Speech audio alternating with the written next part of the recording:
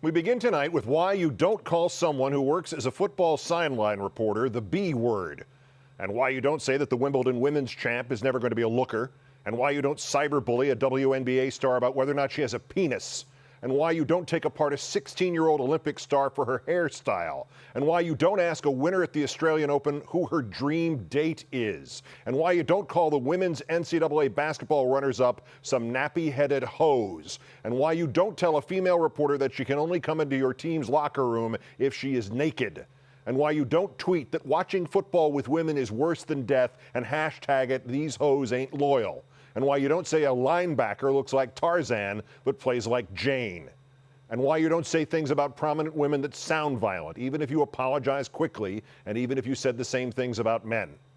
You don't do that. You don't do any of that, because by some tiny amount, each one of those things lowers the level of basic human respect for women in sports.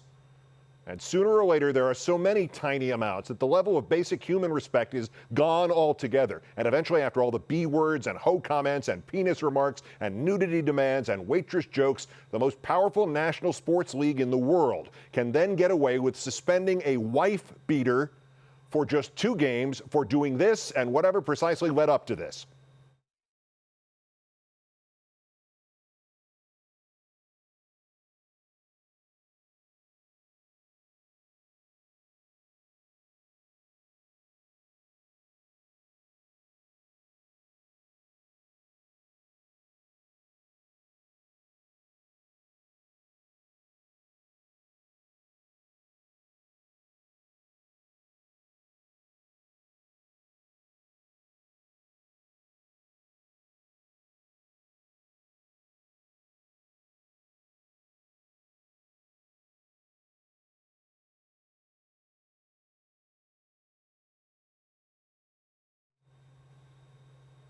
In 2006, when Albert Haynesworth of the Tennessee Titans stomped on the head of a center for the Dallas Cowboys, the National Football League suspended Haynesworth for 5 games. It was a despicable and dangerous act, but it was during a game, during a play that was part of a violent sport.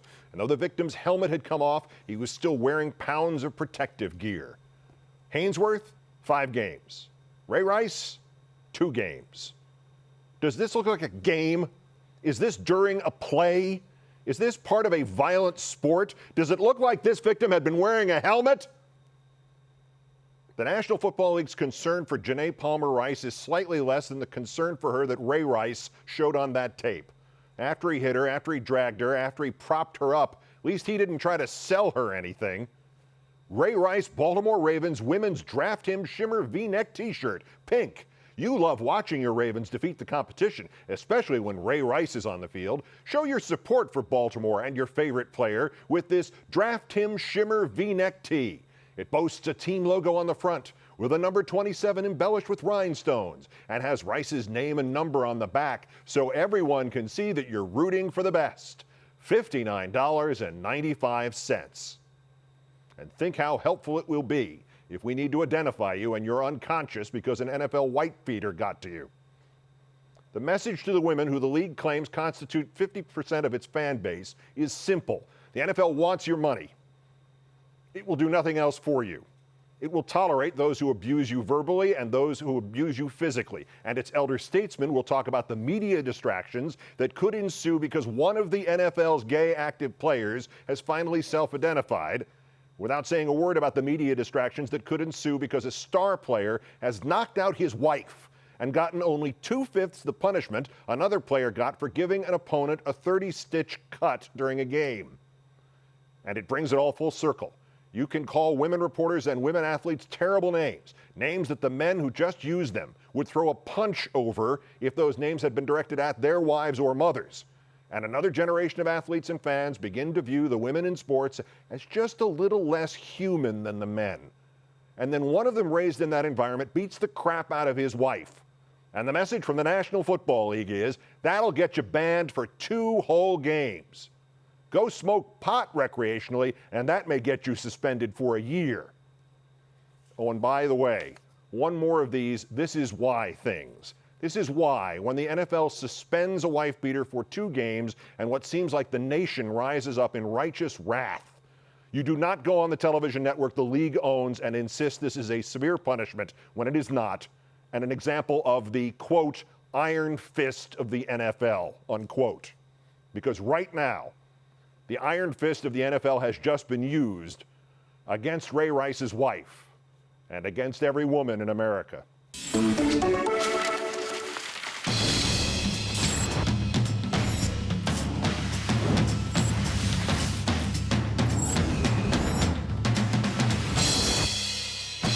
Also tonight from Times Square, I've got Marshawn Lynch not bout that action, at least not till he gets a new deal. I got the one word that should never be misspelled in the Texas Football Media Guide, misspelled again and again and again. I've got Tony La Russa pulling a Roger Clemens. Seems he misremembers what was going on in his own locker rooms. And the British Open may be over, but the Canadian Open has just begun. Bob Slurm speaks French. All that plus my guest Darryl Strawberry on his long baseball journey that began and eventually ended here in New York, and his new book next on The Big Show.